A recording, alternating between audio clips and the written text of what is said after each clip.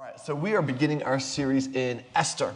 That's a bit intentional. Yeah, it is intentional. So we've just finished our Advent series, Hope Waits, because Advent is all about anticipating Jesus' return, that this upside-down world will be made right side up when Jesus returns, that which he has begun in his birth, death, resurrection, and ascension, and sending of his Spirit, he will return to bring to completion. And so we live sort of in between those times. We hope for that. And we also have other things that we hope for in life. And so we're thinking about, how do we hope well? Hope waits. How do we wait patiently? We talked about being still and fearing not, standing firm and holding fast. And there's this theme of waiting for God's deliverance that sort of works its way through the whole of the Bible. It just, everything along the way is waiting for some activity or some deliverance of God. And there are a few sort of big irons in the fire. There are a few big sort of occasions throughout the course of the scripture that sort of typify this kind of waiting. One is the Jewish people's slavery in Egypt for 400 years. Right? God had made a promise. We'll remember our Advent candle that was over here, our Advent wreath.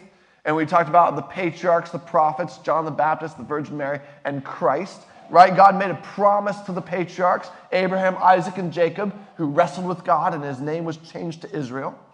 Right? That God would bless them, and through them, bless the nations. Right?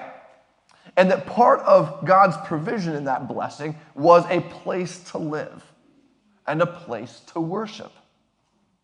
And God told Abraham, Isaac, and Jacob, whose name was changed to Israel, that they would live in this land that we now call Israel or Canaan or the Promised Land or the Holy Land, and that there they would worship and their ancestors or their descendants would live.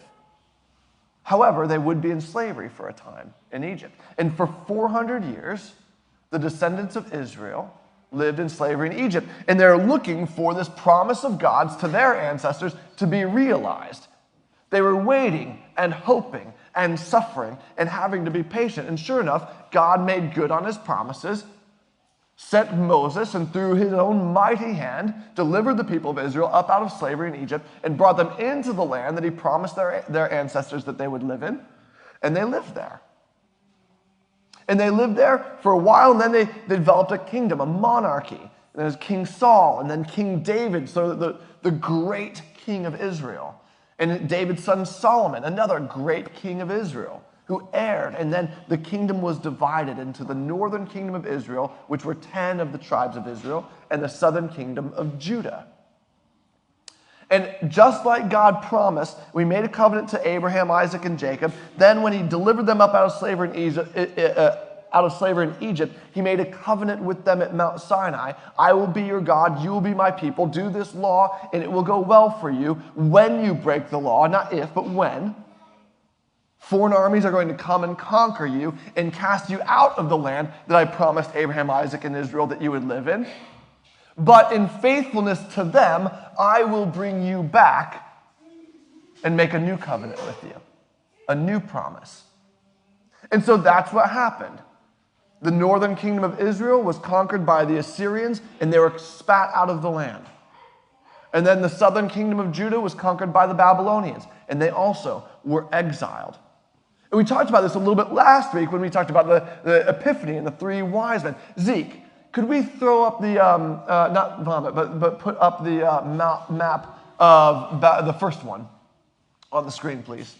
And so this is the Assyrian Empire. And they conquered you can see where modern day Israel is. Conquered all of that. And then, the next slide, please, Zeke. The Babylonians come along and they conquer. And during that time, the Israelites are fully exiled out of the land. And during this time of exile, they are longing for and waiting to return to the land, just like God promised Abraham, Isaac, and Israel, just like he promised the people of Israel coming up out of Egypt. They were looking for those promises to be fulfilled, to come back to the land, and for a new covenant to be made with them. right? And so they're in the midst of this exile, this waiting, and this longing. And it's in this time that we're going to encounter Esther. Actually, it's not the Babylonians, because the Persians, I don't think I asked for the Persian map. That's my fault. The Persians conquer Babylonia, and we saw that last week, because it extended from the Indus River Valley all the way to the eastern Mediterranean, up through Asia Minor, and down into the Nile River sort of basin. And it's during this time of the Persians, you can go ahead and take the map down, Zeke, that'd be fine. It's during this time of the Persians that we encounter the book of Esther. And Esther kind of talks to us a little bit about how do we live in that waiting? How do we live in the hoping? Esther isn't the only book of the Old Testament that talks about this. The book of Daniel talks about this quite a bit, particularly chapters 1 through 6, where we encounter Daniel, Hananiah, Mishael, and Azariah. We might remember them as Shadrach, Meshach, and Abednego, right? Those were their Babylonian names that they were given. They were Hebrews, they were Israelites, they were Jewish people who were given Babylonian names, right, as a way of the world around them and the power that is in the world around them imposing itself on them and on their identity as God's people. And so we see Shadrach, Meshach, and Abednego refuse to bow down to an image of Nebuchadnezzar. And they say, listen, whether God can deliver us, we're not going to obey that. We're not going to defile ourselves. We're not going to disobey God. And you can throw us into the fiery furnace. You can throw us into the furnace. God can save us, but even if he doesn't, we're not going to obey that command. We'll submit to your authority, but we aren't going to obey the command. See the difference there? And so we see this, and we see this with Daniel, with an edict to not be able to pray to his God. And so he still prays to God, and he's thrown into the lion's den. God delivers him. And so we see in many of our exile stories, Jewish people who are faithful to their worship of God, faithful to God's word, faithful to his covenant, and though bad things come at them, they sort of survive. And so we learn a lot of lessons about being faithful and being pious and being righteous, even in exile, even while we're waiting for some hope to be fulfilled. Esther is very different from that.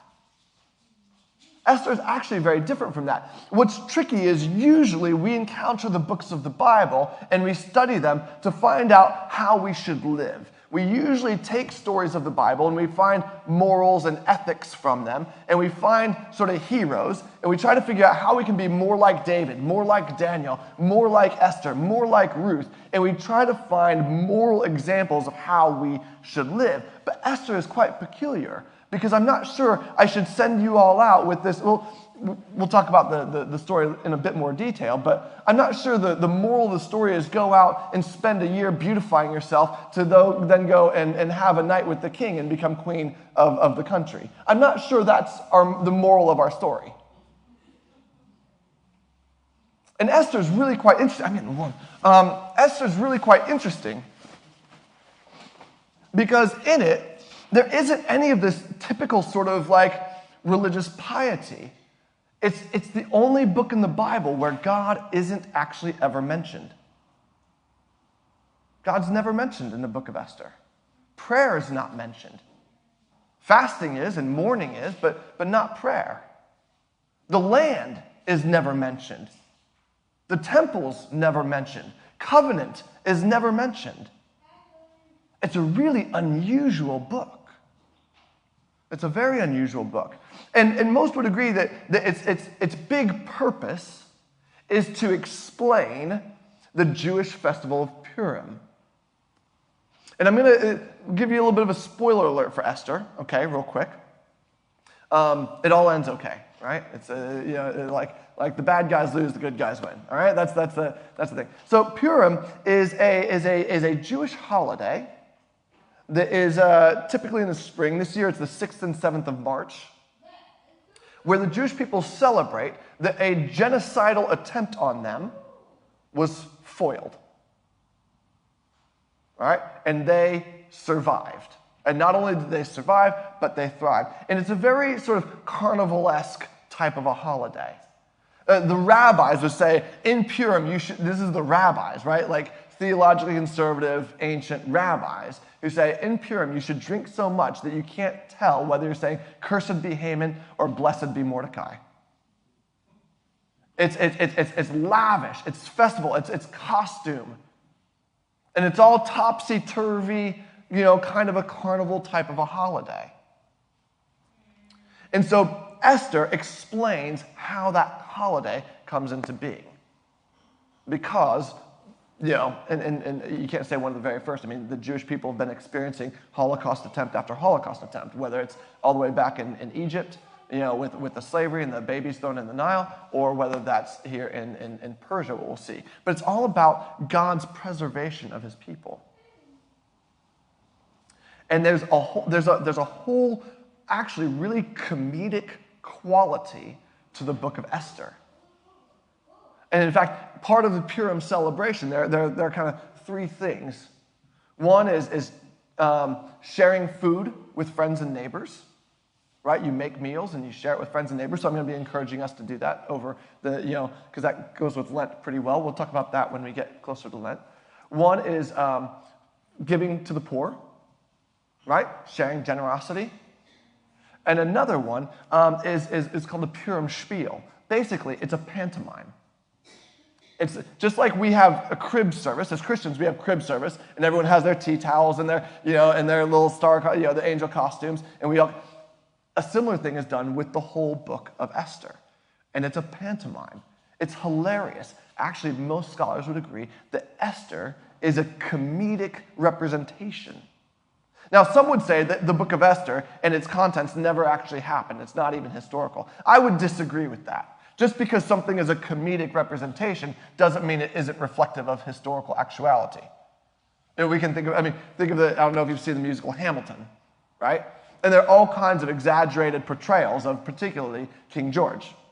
And it's hilarious, and it's funny, and it's a caricature. But that doesn't mean it isn't reflective of actual history. Does that make sense?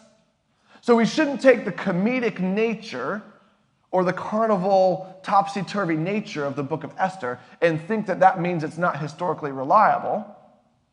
Rather, what we should do is take its presentation of what I would say are historically reliable things. And so why is it presenting it this way? And at the end of the day, the big thing of the book of Esther is that all of the power structures that we think are imposing and heavy and against us are actually comically hilarious and fail in the face of God. Even when God isn't being noticed or mentioned. Okay? So that's a little bit of a spoiler for the whole series, but that's going to let you know where we're going and how to interact with some of these. What we want to see in Esther is subversion of worldly power. Subversion of worldly power. And not only is it being subverted, it's being mocked. And one of the things we find, particularly in the Psalms, regularly, is that God scoffs and laughs at the wicked, and he scoffs and he laughs at the nations in their vanity, in their pride, and in their futility. And Esther is God scoffing at this world, even when he's not even being noticed. All right? Now, with that in mind, let's turn to Esther, chapter 1. And I'm going to read a lengthy chunk, and that's okay, because it's the word of the Lord, thanks be to God, right? So Esther chapter 1. Esther is right after the book of Nehemiah. In our Christian canon, we count basically the books of Genesis. Well, we do say Genesis, Exodus, Leviticus, Numbers, and Deuteronomy are the law, they're Torah. But we also kind of treat them as history. And all the way through Joshua, Judges, 1st, 2nd Samuel, 1st, 2nd Kings, Ruth, 1st, 2nd Chronicles, Ezra, Nehemiah, and Esther, we count as historical books because they tell history. The Jewish people organize their Old Testament a little bit differently than us, right? But that's where we find it in our Christian canon, right after Ezra and Nehemiah and just before Job. So Job's kind of a thick book. If you hit Job, just kind of go a little bit to the left. All right? So let's read Esther chapter 1. This is what happened during the time of Xerxes, the Xerxes who ruled over 127 provinces, stretching from India to Kush. So Kush is like sort of South Egypt, North Sudan. Okay. At that time, King Xerxes reigned from his royal throne in the citadel of Susa, and in the 3rd year of his reign, he gave a banquet for all his nobles and officials. The military leaders of Persia and Media, the princes and the nobles of the provinces were present. For a full 180 days, he displayed the vast wealth of his kingdom and the splendor and glory of his majesty. When these days were over, the king gave a banquet lasting 7 days in the enclosed garden of the king's palace for all the people from the least to the greatest who were in the citadel of Susa. Susa was like a summer capital for the Persian Empire. So it was a sort of fortress sort of a place as well. So it's a citadel of Susa. The garden had hangings of white and blue linen fastened with cords of white linen and purple material to silver rings on marble pillars. There were couches of gold and silver on a mosaic pavement of, porphyry? Will that work? Yeah, good. Marble, mother of pearl, and other costly stones. Wine was served in goblets of gold, each one different from the other, and the royal wine was abundant in keeping with the king's liberality. By the king's command, each guest was allowed to drink with no restrictions, for the king instructed all the wine stewards to serve each man what he wished. Queen Vashti also gave a banquet for the women in the royal palace of King Xerxes. On the 7th day, when King Xerxes was in high spirits from wine, he commanded the 7 eunuchs who served him. See, this is why I'm doing the reading this morning, okay? Mehuman, Biztha, Harbona, Bigtha, Abagatha, Zethar, and Carcass. Sure? All right. To bring before him Queen Vashti wearing her royal crown in order to display her beauty to the people and nobles, for she was lovely to look at. But when the attendants delivered the king's command, Queen Vashti refused to come. Then the king became furious and burned with anger. We're going to stop there for a moment. So here's what we're seeing. What we're seeing is the grandeur and lavishness of Persia. 127 provinces. Actually, we know Persia wasn't literally 127 provinces. Okay, so this is sort of exaggeration to make a point. Numbers sometimes in the Bible are used to express a quality as much as a quantity. Okay? So what we see, particularly in Jewish use of numbers, 12 and 7, 127, are both conjunctions of 3 and 4. All right? And so 3 tends to have a wholeness and a representation of God. 4 tends to have a representation of the created order, like the 4 cardinal directions, the 4 winds, the 4 seasons, that kind of thing. So whenever we see 3 and 4 come together in 7, there's some sort of union of heaven and earth. There's some sort of a bigness. All right? So there's 12 tribes of Israel, 12 apostles, that kind of thing. Right? So 127 is playing on this sort of fullness and Persia trying to present itself as sort of a heavenly kingdom, a place where heaven meets earth, this Xanadu of human existence. That's the attempt to, Persia wants to present itself in that way. And isn't that how all governments are trying to do? Our nation is where heaven meets earth. Our nation is where people thrive. Our nation is where there's peace and prosperity. All right? 180 days. Oh, that's interesting. That's 6. 6 tends to be 1 less than 7, right? So it kind of has something to do with being incomplete, right? So imperfect. And so there's this feast for 180 days. 3 times 6 is, 3 sixes. And then 10 has, an idea of intensification. And so there's all of this partying, and there's all this banquetry, and there's all this drinking, and there's all this gold and silver and purple and white and expensive cloth. And the only rule is there is no rules in how much you drink. And so we get a sense of the opulence of the Persian Empire, the just prolific wealth of it. Okay? And so then, in this, King Xerxes, at the last 7 days of feasting, says, bring Queen Vashti in her royal crown. The rabbis suggest that actually it was her crown and only her crown, because she was so beautiful. That was the command from the king. And so Vashti says, no, thank you. And quite understandably. Right? And so what we're seeing in all this opulence and this indulgence of King Xerxes, right, is sort of, he doesn't have a common sense restraint. He's a comedic figure. Yay, we're all drinking and having fun and it's great. Everyone, look at how good Persia is. Look how great I am. This is fantastic. You know what? My wife, she's hot. She's a stone cold fox. Get her out here. You know? And then Queen Vashti is kind of the one who's like, no, she represents some sort of boundariness. Now, Queen Vashti isn't like a hero or a heroine in which we're going to find some sort of moral lesson. She just exists as a way of kind of moving the story along. She's rather a minor player, so we're not getting too hung up on her. However, she will become more and more relevant later on. And so then the king became furious and burned with anger. Think of a pantomime. He's drunk. He's everything. He's enraged, and he just doesn't know what to do with this rage. You know, red in the face, and you kind of picture him kind of sweaty because he's drunk. And think pantomime. That's what Esther wants us to see in King Xerxes. And he continues with his foolishness. Since it was customary for the king to consult experts in matters of the law and justice, he spoke with the wise men who understood the times. All right, wise people, knowers of the times we talked about last week. And were closest to the king. Karshina, Shethar, Admatha, Tarshish, Maris, Marsena, and Memucan.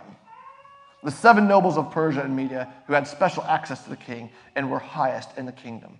And so this is kind of, again, teasing at Xerxes. He can't make a decision for himself. He doesn't understand. He has to consult the experts. He's made a blunder of it because he sought to actually sort of humiliate his wife, right, and use her and her beauty to aggrandize himself. He's a bit flustered. He's angry. He can't make a thought because he's too drunk to make good decisions, so he consults these guys with actually what would be considered mostly ridiculous names. All these names in here are intentionally kind of like, I couldn't do it without being accused of, have you ever, like when you're a kid, sat around and you're like, you take a nationality and you like make up names that sound like that nationality? Like if you were talking about Americans, you'd be like, you know, Jack, Joe, Chip, Chet, and Brett, you know?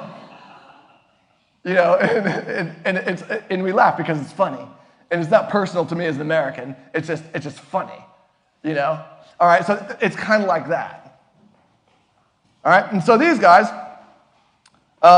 he asked, according to law, what must be done to Queen Vashti, he asked. She has not obeyed the command of King Xerxes that the eunuchs have taken to her. Then Memucan replied in the presence of the king and the nobles, Queen Vashti has done wrong, not only against the king, but also against all the nobles of the peoples of all the provinces of King Xerxes, for the queen's conduct will become known to all the women. And so they will despise their husbands and say, King Xerxes commanded Queen Vashti to be brought before him, and she would not come. This very day, the Persian and Median women of the nobility who have heard about the queen's conduct will respond to all the king's nobles in the same way. There will be no end of disrespect and discord. Right? And so now we're seeing the fragility of Persia. The absolute fragility. Everything is held very tenuously. And there are very delicate structures, very delicate social arrangements within which everything holds together. And this great, mighty, lavish Persia is actually so fragile that one act of reasonable defiance of a bad command could topple the whole thing. All right? Verse 19, therefore, if it pleases the king, let him issue a royal decree, and let it be written in the laws of Persia and Media, which cannot be repealed, that Vashti is never again to enter the presence of King Xerxes. Also, let the king give her royal position to someone else who is better than she. Then the king's edict was when the king's edict is proclaimed throughout all his vast realm, all of the women will respect their husbands, from the least to the greatest. The king and his nobles were pleased with this advice, so the king did as Memucan proposed. He sent dispatches to all parts of the kingdom, to each province in its own script, and to each people in their own language, proclaiming that every man should rule over his own household using his native tongue. And so what we're seeing here, again, is this mighty empire of Persia that is ruling the known world. From India to Sudan to Turkey. Holds control of all of the major trade routes connecting 3 continents worth of goods. Minerals, spices, fabrics, precious metals. All of that is hanging on by a thread. And so as we sit in our lives, right, one of the things that is important for us to recognize is however caught up, head up, or frustrated or vexed we become with human governments, all of them are hanging on by a thread. They are not what we think they are. They're very delicately held. And what God is communicating to us through Esther and its presentation of the Persian Empire is actually God scoffs. They are caricatures. You know, presidents, parliaments, kings and princes, queens, and whatever else. They are caricatures. We need not fear them. Now, ultimately, this chapter just sets the scene for introducing us to Esther and meeting Esther. And it gives us the occasion for Esther's arrival and what she is going to do along with Mordecai and others. And you're like, who's Esther? Who's Mordecai? You keep saying these names as though I'm supposed to know who you're talking about. And some of you might be familiar and some of you might not. My hope is that as we continue on in Esther, you become familiar with these characters, these people.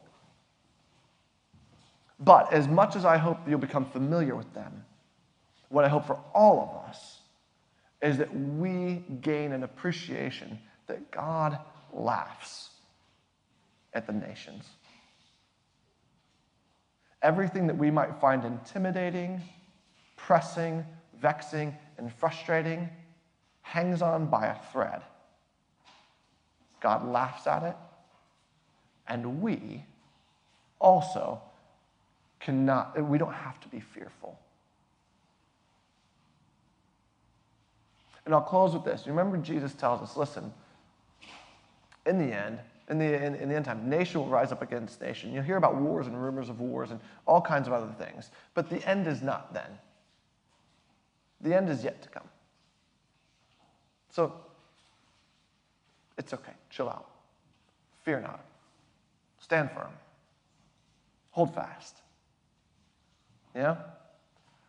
And be still. So, with that in mind, let's just have a short time of quiet. And maybe it's time to kind of go, ooh, do I get head up over headlines? We're sending tanks to Ukraine. Chinese Communist Party. How many prime ministers have we had? Hey, it's been a few months. Don't jinx it. Maybe we can even move to finding the absurdity in our own world and learning to cling to Christ just that little bit more. Let's have a moment of quiet, and then I'll invite the band to come up and lead us in song worship.